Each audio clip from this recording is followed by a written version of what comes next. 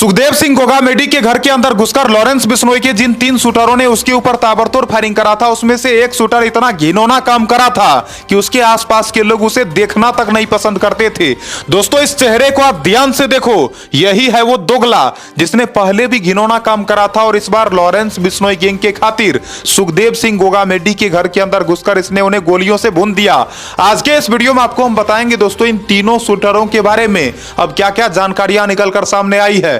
इन तीनों के बारे में आपको हम बताएंगे इन तीनों ने पहले किस तरह के वारदात को अंजाम दिया था, ये तीनों लॉरेंस बिश्नोई गैंग से कैसे जुड़ा, साथ ही साथ सुखदेव सिंह गोगामेडी की हत्या का प्लानिंग इन लोगों ने कैसे करा। एक एक करके तमाम बातों का खुलासा आज के इस वीडियो में हम करेंगे। वीडियो को पूरा देखना, लेकिन सबसे पहले आप सबों को नमस्कार, प्रणाम, आदाब, सत श्री अकाल, जय श्री महाकाल दोस्तों।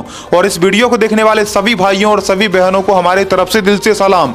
आपको पता होगा दोस्तों, 5 दिसंबर 2023 को सुखदेव सिंह गोगामेडी के घर के अंदर घुसकर इन्हीं तीनों शूटरों ने इन्हें गोलियों से भून दिया था। आपको बता दूं, सुखदेव सिंह गोगामेडी जी राष्ट्रीय राजपूत करनी सेना के अध्यक्ष थे। सुखदेव सिंह के मरने के बाद पूरे राजस्थान में मानो कि मातम का माहौल बना हुआ है। चारों तरफ से लोग अब इन तीनों शूटरों का विरोध कर रहे हैं।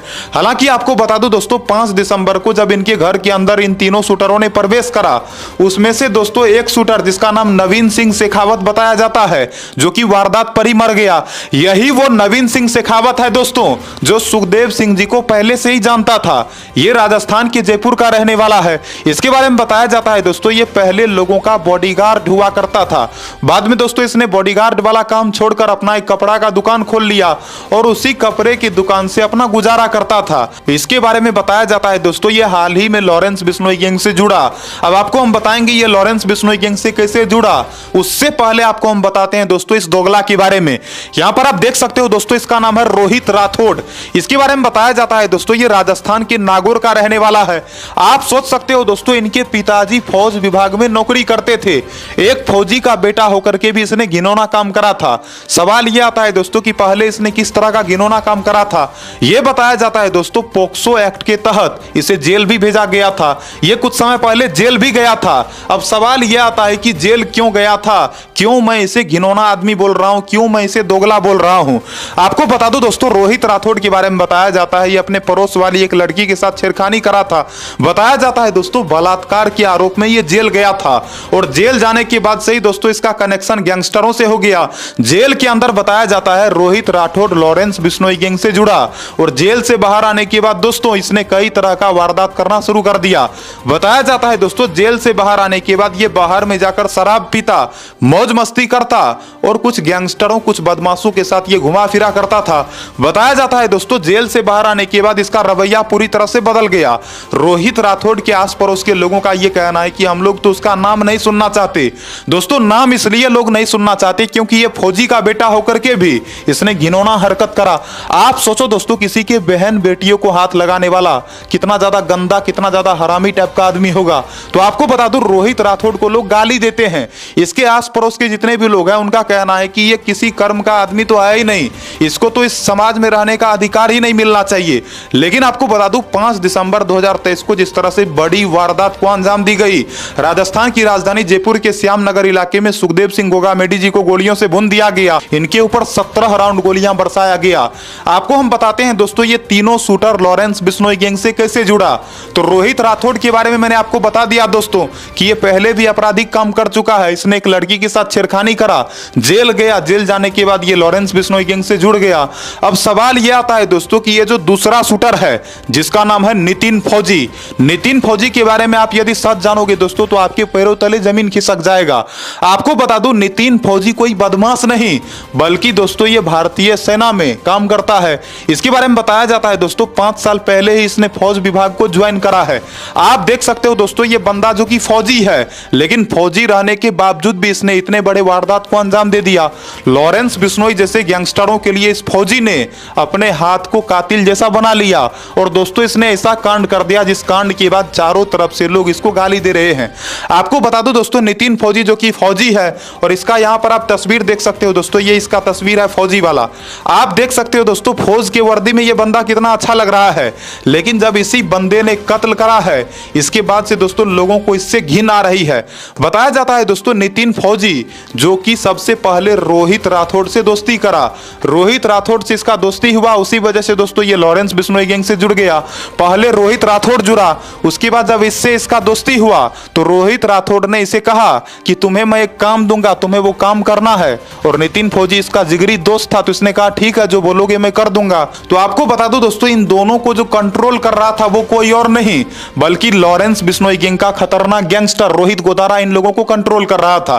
रोहित गोदारा ने ही इन लोगों को पहले जिम्मेदारी दिया कि तुम्हें सुखदेव सिंह का हत्या करना है।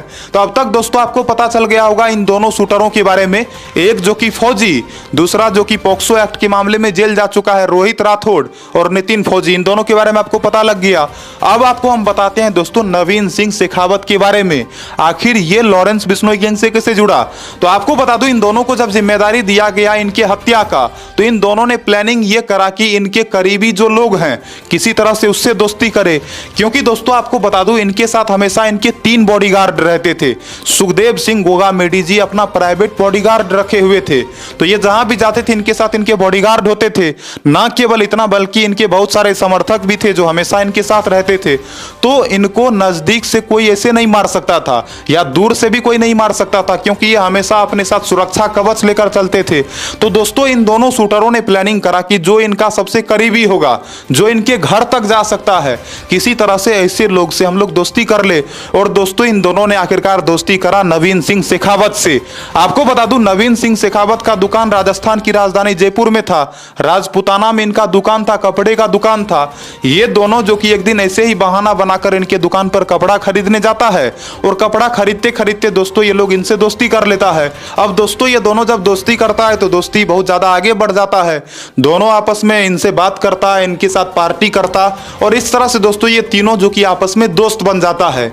अब तक नवीन सिंह शेखावत को इस बात की जानकारी नहीं थी कि ये दोनों जो कि बदमाश है। अब तक नवीन सिंह शेखावत को ये नहीं पता था कि ये दोनों इससे दोस्ती क्यों करा। नवीन सिंह शेखावत को ये नहीं पता था कि ये दोनों लॉरेंस बिश्नोई गैंग से जुड़ा हुआ है।